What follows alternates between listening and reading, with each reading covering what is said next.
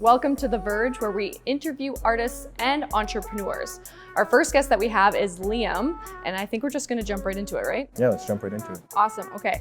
So what were your early days like as a child? I wanna start from there and then we'll work our way to present day. My childhood, I grew up in Kitsilano, Vancouver. Okay.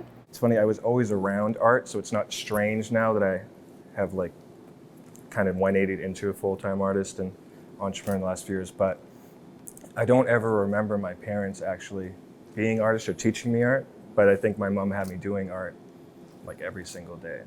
She'd bring me or have me drawing, or when I was 3, I was drawing with some crayons and they were like, he's gonna be an artist when he grows up. So it's kind of always been there. So it was accepted in the family. They weren't trying to push you into like the doctor or accountant area? No, my parents were really into like love and Bob Marley, international music, dance, art. They really were open to all things kind of like positive. They felt, I think, that like love and music and things would be a good positive influence for me as a kid.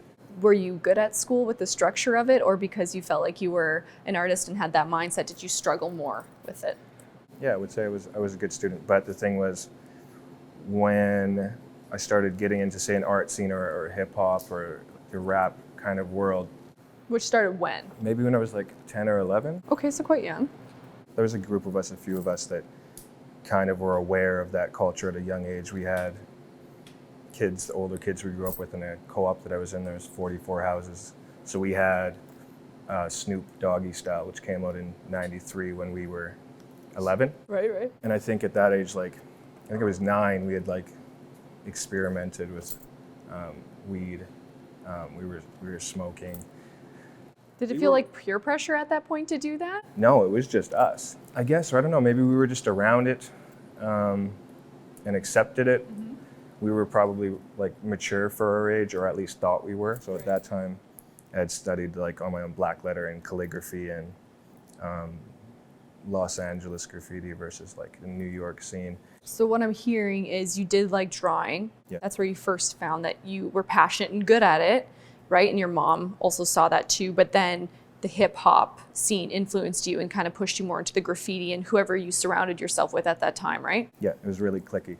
Vancouver was a really cliquey place, especially at the time. And then from Vancouver to fast forward, eventually you ended up in Fort McMurray. Right. When you were bartending, and then you decided, again, the grit that you have and the entrepreneur in you, you wanted to still be an artist. Right. So you opened up Cult Luxury.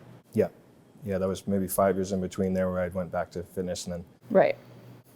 an ex-girlfriend had messaged me and was like, you should come and work at this restaurant here, and said I'd bartended. I hadn't at all. So what year did you come here in Fort McMurray? 2013, I think. Okay. The manager there had saw a picture of me in a white suit, and they'd said like, they thought I looked like Pitbull. So they were like, Mr. International's coming.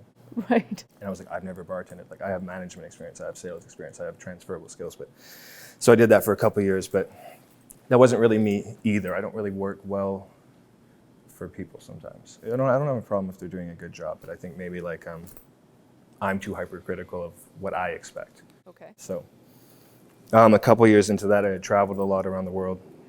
Gave me a different perspective. I think I went to like 30 countries in the first couple of years here. And Fort Mac kind of allowed you to do the traveling, right? Exactly. Like I was able to get ahead, get out of some of that debt that I'd accumulated, which I think is your general story. A lot of people come up here. So I did it once. Right, that's good. But a couple of years down the line, I'd actually went to Toronto for Christmas, actually. That's where the first talk about Cult Luxury happened. I guess that would be the end of 2017.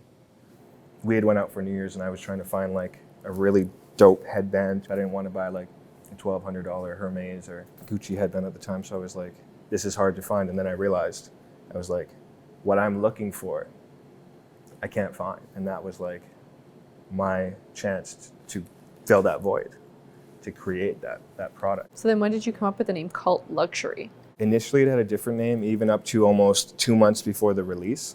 But having the name, like as the artist name, Liam Mojique Legault, is pretty confusing to spell. Mm-hmm. Because I was thinking like, how am I going to fit into luxury?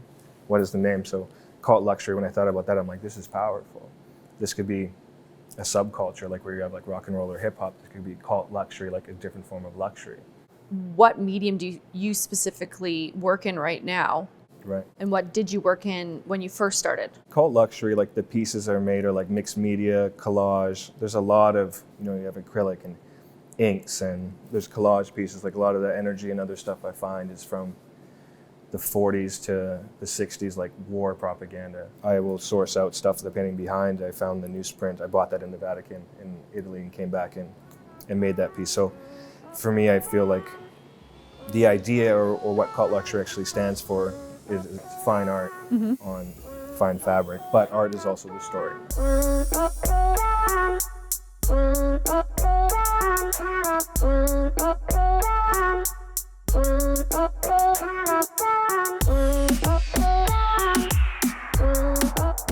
The people that are watching, they know this is called The Verge.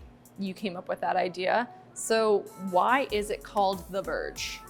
The Verge was kind of just more a thought for a platform for artists and entrepreneurs. When you're on the verge of something big, it's like your stress is high. You know what I mean? You got to make sure that everything is like to a T perfect. More to come. Thank you so much for your time. I really appreciate it.